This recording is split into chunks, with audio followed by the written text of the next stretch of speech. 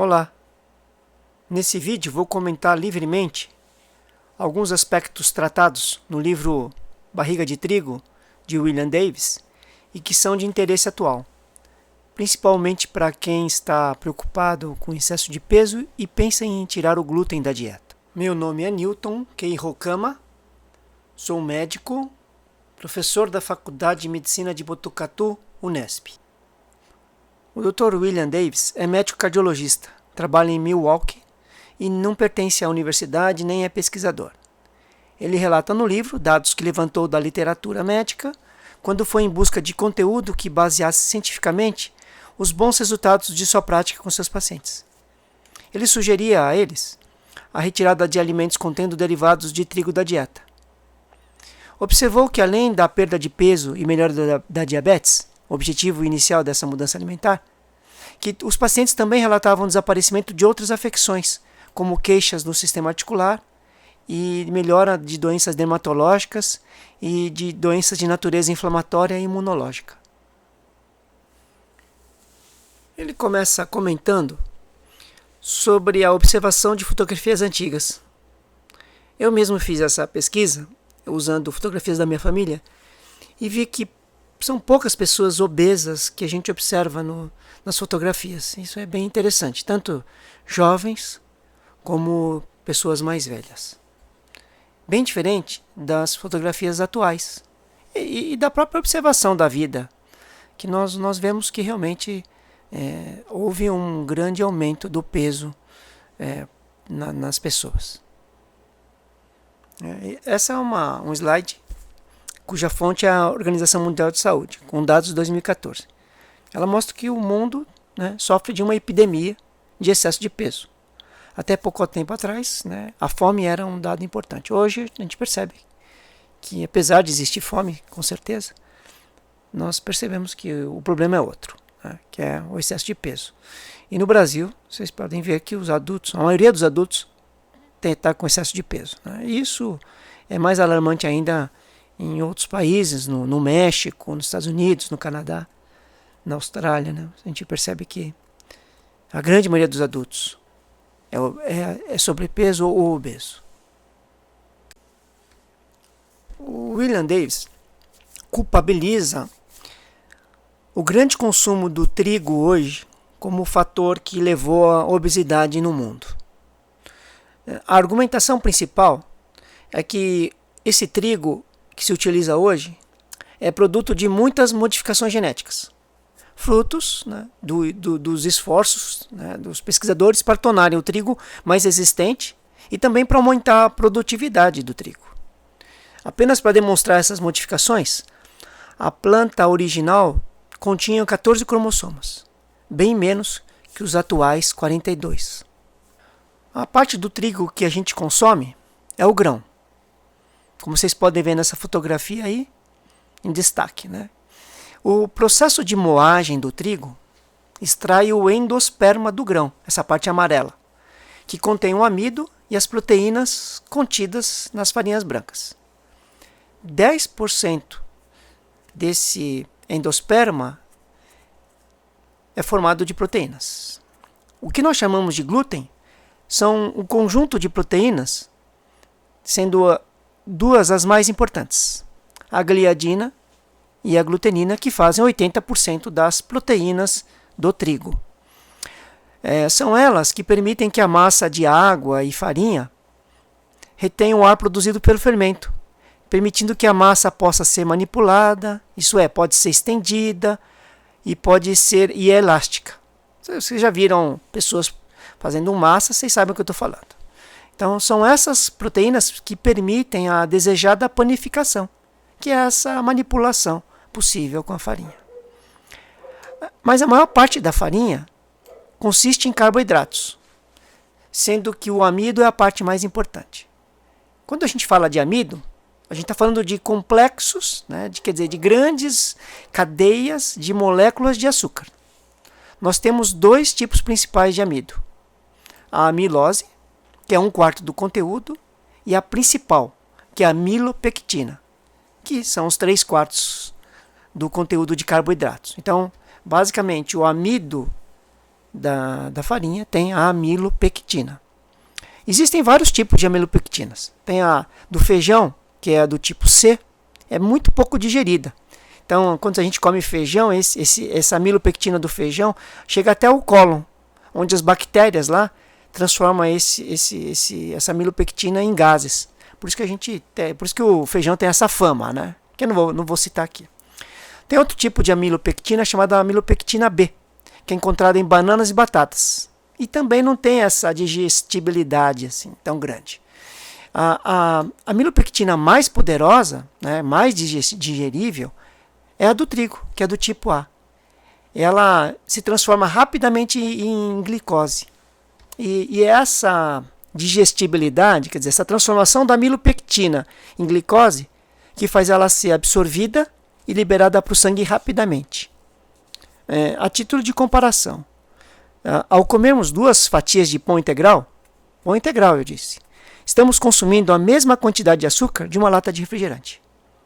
Então, nesse vídeo, eu vou falar mais sobre os aspectos dessa grande quantidade, dessa disponibilidade de carboidratos que nós temos na farinha de trigo.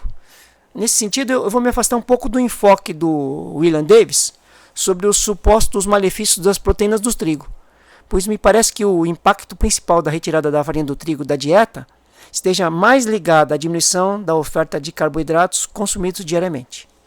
Embora as proteínas sejam importantes, e o livro fala muito sobre isso, eu vou deixar de falar nesses aspectos, porque também é um assunto um pouco mais controverso do ponto de vista médico. Vamos recapitular um pouco a fotossíntese.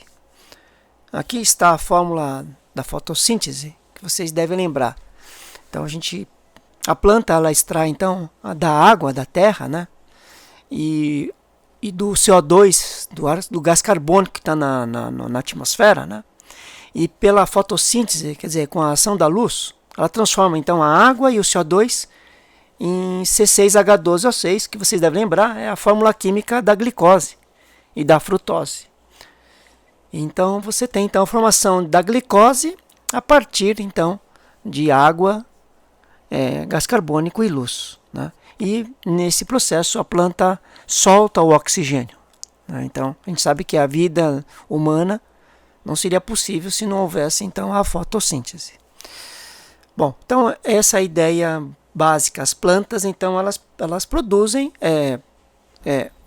açúcar, então elas produzem a glicose e elas produzem inclusive o amido, né? Então são várias moléculas de glicose e frutose juntas, né, que formam então esses açúcares. Então a planta faz isso porque no caso do trigo, a ideia é colocar essa reserva de energia nos grãos, né?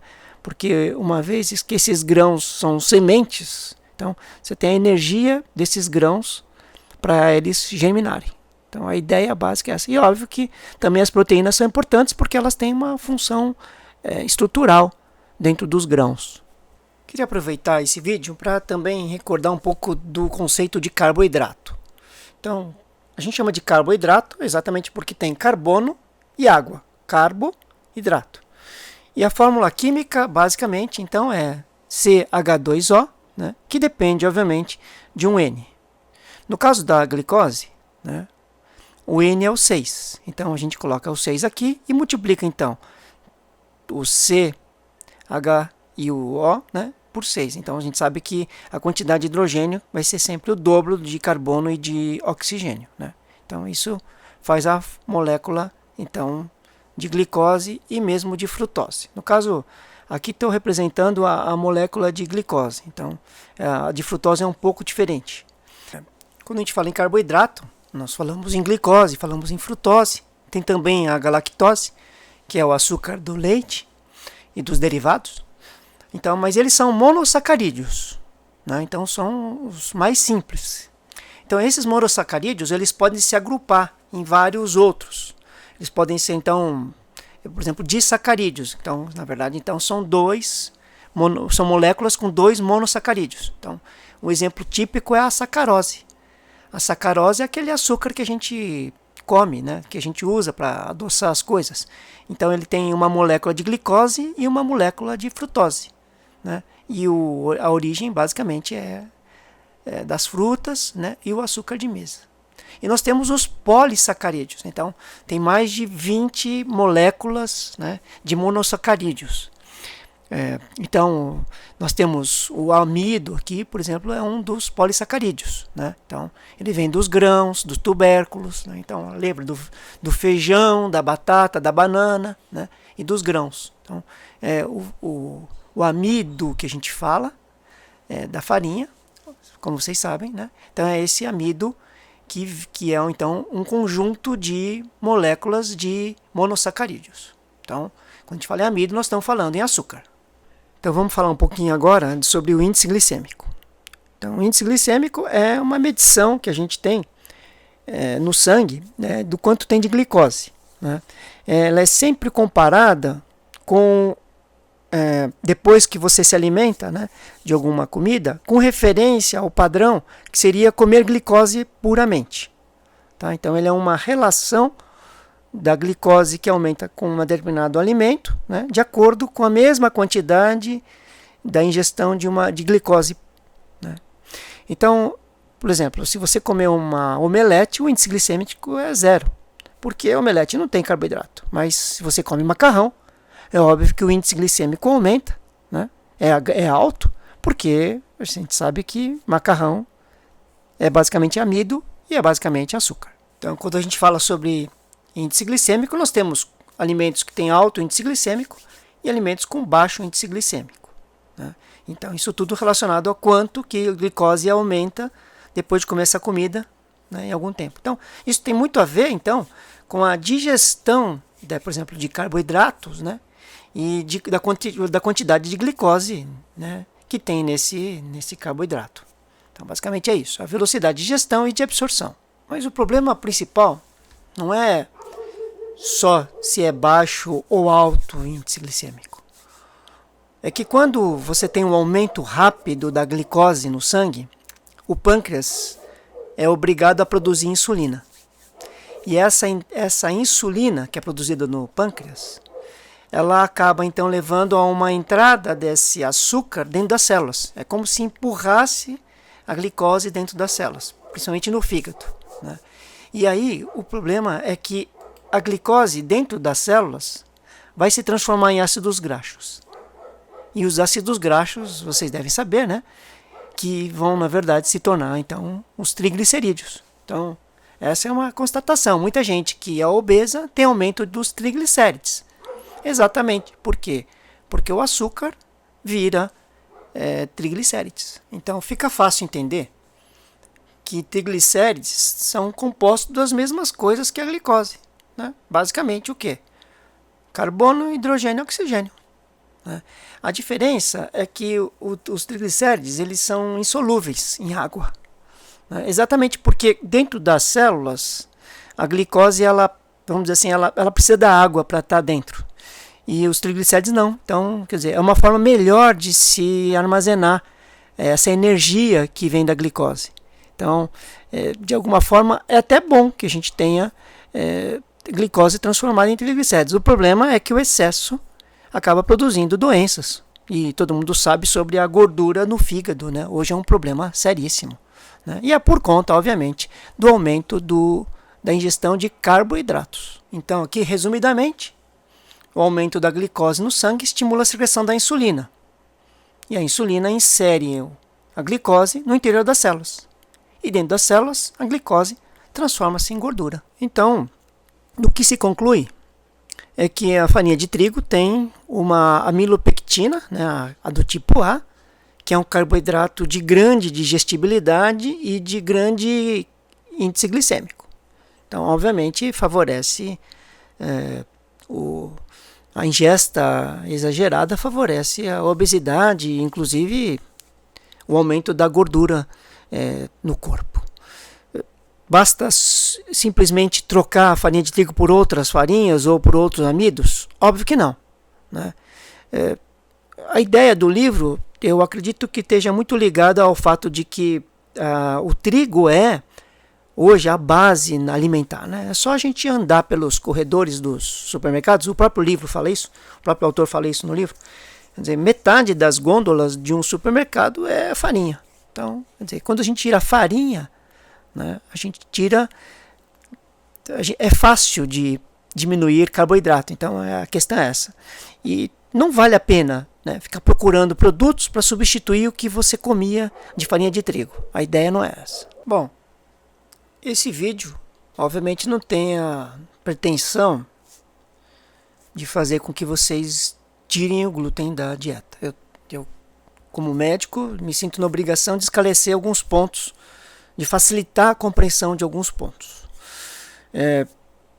A gente, quando procura na internet, né, a posição dos médicos sobre essa retirada das dietas do glúten, a gente encontra, por exemplo, na ABRAM, que é uma sociedade é uma associação brasileira de nutrologia, uma sociedade muito respeitada no meio da nutrição médica. E então eu vou ler aqui, né, basicamente esse posicionamento oficial. Recentemente tem se disseminado a ideia de que dietas sem glúten podem ser usadas para fins de emagrecimento. Há parte de evidências científicas para essa prática que não existem. É possível que a origem seja o fato que, ao se retirar da alimentação os alimentos à base de cereais que contêm glúten, a ingestão energética total seja reduzida. É o que eu acredito também. Entretanto, é sabido que o planejamento alimentar para o paciente que precisa emagrecer não deve, em geral, conter restrições alimentares genéricas, mas sim ser individualmente planejado, respeitando-se aspectos pessoais, sociais e culturais. A eliminação pura e simples do glúten pode levar a prejuízo da saúde. E nesse caso em particular, a ausência de estudos comprovando a eficácia dessa prática contraindica seu uso. Sendo assim, a ABRAM posiciona-se contrário à utilização de dietas isentas de glúten para fins de emagrecimento e orienta que a exclusão do glúten da alimentação seja realizada somente para os pacientes com enfermidades que justifiquem essa prática como forma de tratamento. Bom, e qual é o meu posicionamento? Meu posicionamento básico, talvez número 1, seja ler o livro, que Barriga de Trigo, acho um livro muito interessante. Número 2, se você tem problemas de saúde por conta de obesidade ou por conta de diabetes, é fundamental conversar com o seu médico. É óbvio, seriam essas as questões principais. Eu queria colocar por último, então, um slide final, né, que vocês poderiam fotografar se quiser. Então, onde a partir das figuras, vocês devem identificar, então, nas minhas apresentações, da onde que eu extraí, né, e também porque nesses locais, né, essas fotografias, além de serem interessantes, bonitas, elas também têm um conteúdo que eu achei bastante didático. Então, se alguém quiser ter referência sobre esses assuntos tratados nesses slides, então as referências aí dos sites estão aí.